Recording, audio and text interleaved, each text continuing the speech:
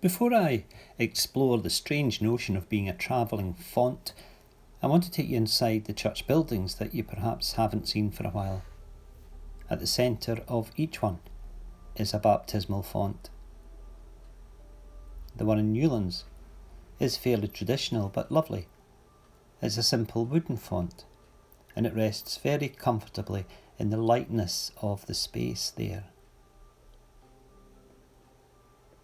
If we go to Carlup's church, it has a more contemporary line and design, with the lovely backdrop of a stained glass window entitled Living Water. It was created by a local artist, Emma Butler Cole-Aitken, who was raised in the area. Then when we go to St Andrews in West Linton, the font is one which was recovered from the River Line almost 100 years ago.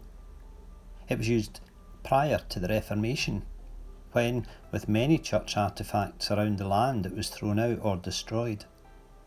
It's quite wonderful to know children have been baptised in this for hundreds of years. Fonts are central to our faith and a focused furnishing in all our buildings.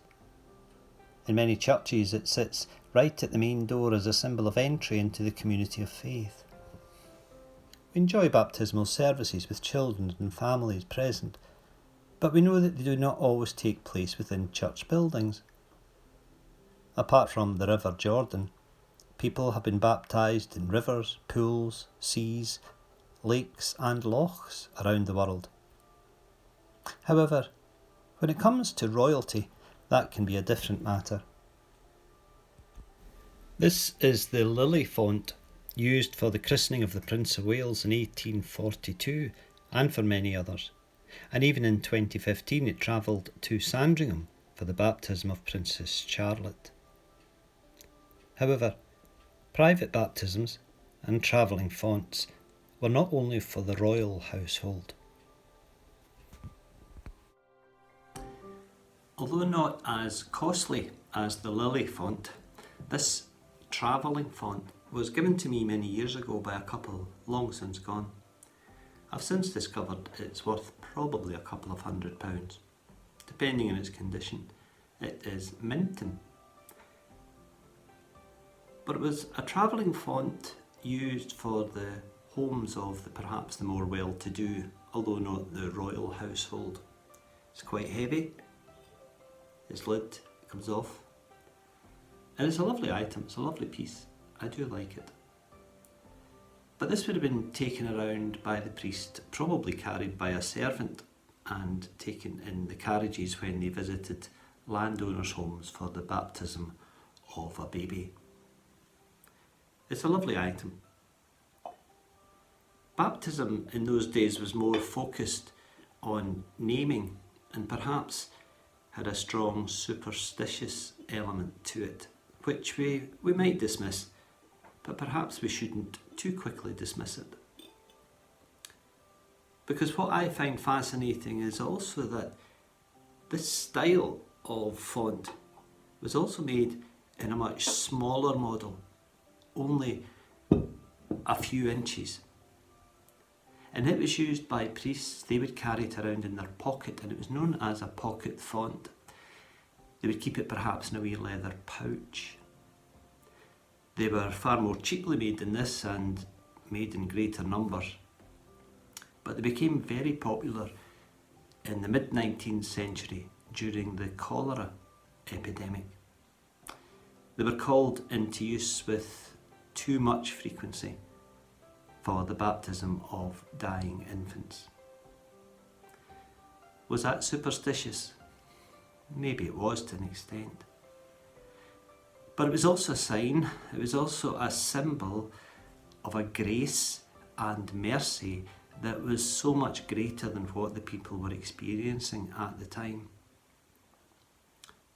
When things were hard, when people had no buildings in which to gather, when it was too dangerous to go outside, when a child was too ill to be brought to the church, when an adult was perhaps close to death and requested baptism, the sacrament would come to the people.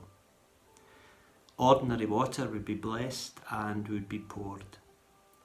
And people would be reminded of the grace and the love of God present with them, even in the midst of an epidemic.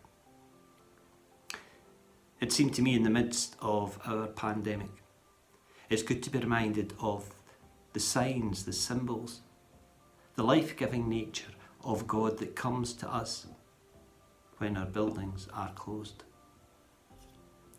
For God is not contained or confined to buildings, and we know that.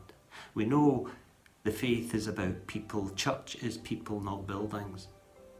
But we also recognise and know how important buildings, the furnishings, the artefacts, the fonts, the communionware, how important they are. But when we can't enter the buildings, that does not mean that God does not come to us and refresh us with life-giving water. Many of our familiar patterns of church life, the ways we worship, the place of music, the way we preach, sacraments of communion and baptism have been so shaped by the architecture. We sometimes forget the role and realm of God beyond the sanctuary. The word font has the same root as the word fountain, and all that symbolises about cleansing, freshness, life, of springing, flowing water. The window entitled Living Water depicts the melting snow in the Pentlands, giving way to a rush of living water, spilling out of the borders of the window towards the centre of church life and its people.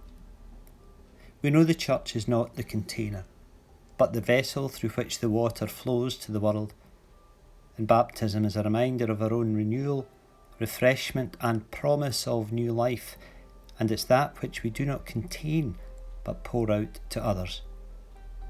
We are, in a sense, travelling fonts with a story of new life to share, to refresh our lives and to refresh and renew the world.